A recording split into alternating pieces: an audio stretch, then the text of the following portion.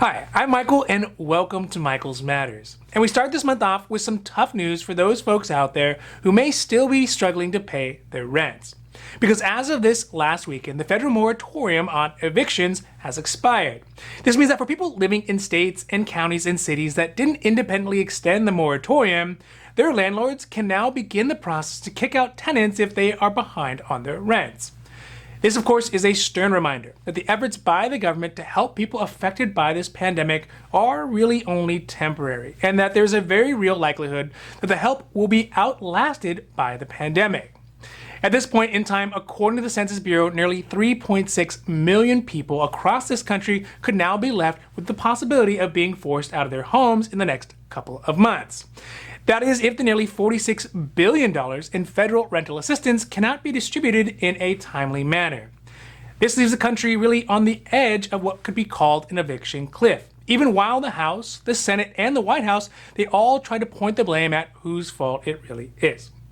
So today we are talking about the ending of the federal moratorium on evictions, the politics of how so many people could possibly be left without a home, and what some states, cities, and counties are doing to help their residents through this next couple of months. Now, this is Michael's Matters, and before we get to it, if you like this information, if you find it interesting, if you find it helpful, or even if you find it useful, please don't forget to like and subscribe.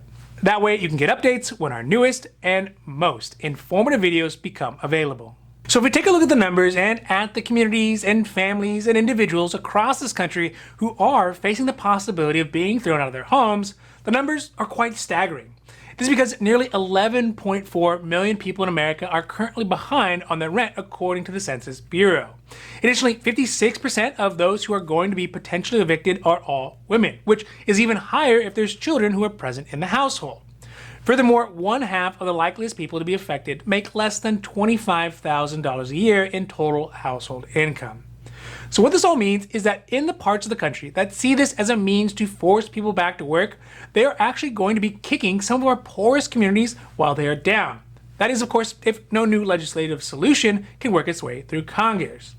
Initially, the eviction ban was put into place last year by the Centers for Disease Control and Prevention, which is the CDC, because they argued that evicting people out of their homes in the middle of a pandemic in communities that are most likely to catch this virus was probably a bad idea.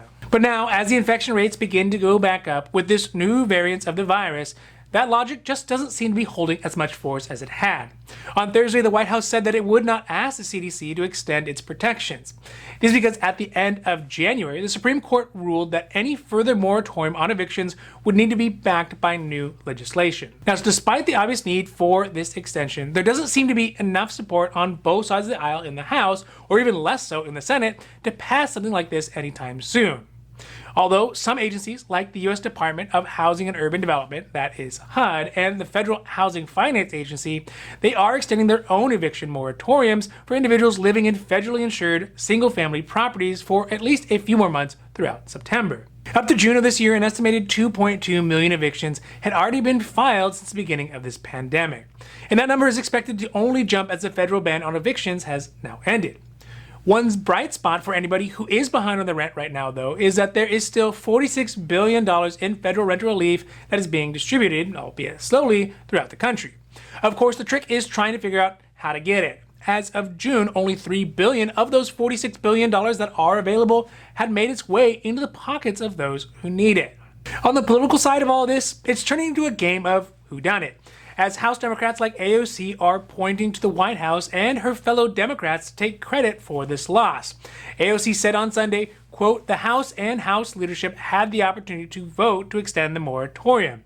We cannot in good faith blame the Republican Party when House Democrats have the majority," end quote. But I don't see how this could have flown under the radar, as it was no surprise that the federal ban was coming to an end, and it would have been impossible for House Democrats and the White House to have both missed the Supreme Court ruling that said it would definitely take more legislation to get yet another eviction ban for a longer time. To that end, Representative Maxine Waters, a Democrat out of California and the chair of the Financial Services Committee, on Saturday, she told CNN, quote, "We thought that the White House was in charge," end quote. Now, to be fair though, the White House only just Thursday asked Congress to try to pass a bill that would authorize further extension of the eviction ban. And even though Congress stayed in session through the weekend to try to get at least a consensus about an extension bill down, so far they have not had much success. Even some House representatives, like Cori Bush, a Democrat from Missouri, camped out on the steps of the Capitol building overnight to give an example of what potentially millions of Americans would face because of Congress's failure.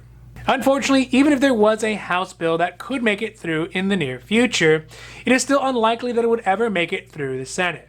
So, in a too little and yet too late attempt to rectify the situation, the White House is now scrambling to try to figure out how to get the billions of dollars that is sitting around in rental relief out to anyone who is still behind on their rent. Given the magnitude of this whole situation, one important question is, why can't they just extend the eviction moratorium again? They had already done it a few times over the last 18 months. The main reason is the Supreme Court. Back in January, the Supreme Court had ruled on a lawsuit that was brought by a group of landlords who claimed that they were losing a totality of $13 billion in unpaid rent every single month as a result of the eviction moratorium.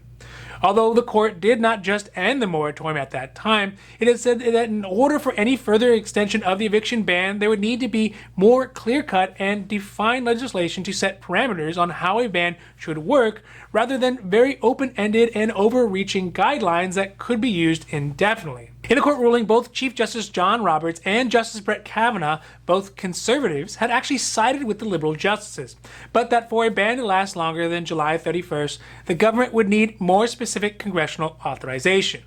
This meant that the court would allow the federal eviction ban to last up through the end of July, which ended this last weekend, which would give states more time to get the rental assistance money that is just sitting in escrow out to those communities that need it.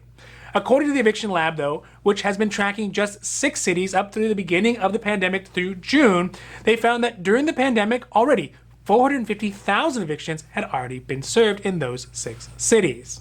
Even though the federal moratorium on evictions has already come to an end, there are a lot of other states, counties, and even cities who are beginning to pass local legislation that will allow for bans to continue, some through the end of the year. States like Massachusetts, Nevada, New York, Oregon have all put in place temporary eviction bans specifically for people who have already begun the application process for rental assistance. For example, here in California as well, they will likely be requiring anybody who's being evicted to first go through the rental assistance application process first before they allow the landlord to finalize the eviction process. States like Maryland, Illinois, and Washington, D.C., I know not a state, but technically a state, or technically not a state, will have eviction bans up through the end of 2021. Even some cities, like Los Angeles and New York, are putting in place their own eviction bans that will also extend how long their residents can stay in their homes without the threat of being evicted.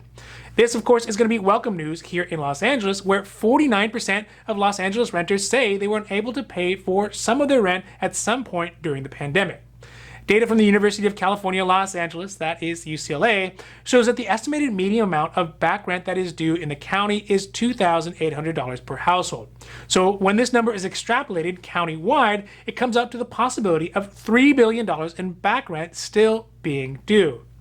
Now, despite all these protections, even in the Golden State, it is still possible for tenants to be threatened with evictions or even have evictions initiated against them, although the courts will not act on any of these filings until all the moratoriums end. Also, I will put in the link down below in the comments for a website for the National Low-Income Housing Coalition that has a list of all the rental assistance programs around the country sorted by state that you can apply for if you or somebody you know needs help paying rent. Looking at this whole situation, it's really difficult to point out whose fault this whole thing is. Yeah, you could say that the House Democrats really dropped the ball on this one, missing the fact that a huge portion of the country is going to basically get kicked out of their house as a result of missing these deadlines. You could also say, well, it's obviously President Biden's fault because he is the chief executive of the country and would be expected to keep an eye on domestic issues of this size. You could also say it's the Republicans' fault because even if the House Democrats, they could get their act together, the Republicans would definitely block something like this because they mistakenly believe that making life harder for the neediest people in our country will make them more motivated to go back to work or something like that. But the truth is that the eviction ban is really just a temporary measure. It's meant to help people through the thick of this pandemic, and it was never meant to last this long, and really it's in dire need of an update. Because even the current ban, it falls short of meeting the needs of those who are likely to use it. One example is the fact that the moratorium, it doesn't do anything to forgive back rent people have accrued over the last year. Furthermore, it doesn't require tenants to go through the rental relief application process before they can be evicted. And it doesn't pay for any late fees that people may have to pay back.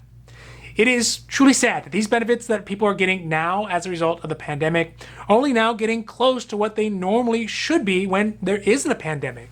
It's these new generous benefits that they are getting now which should be the baseline, not the maximum that people in need in our country are getting. And yeah, sure, it's a foul up that this one has expired. But the bigger issue is that the people never got the full benefits they really needed in the first place.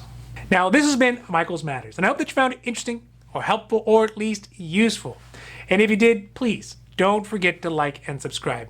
That way you can get updates when our newest and most informative videos become available.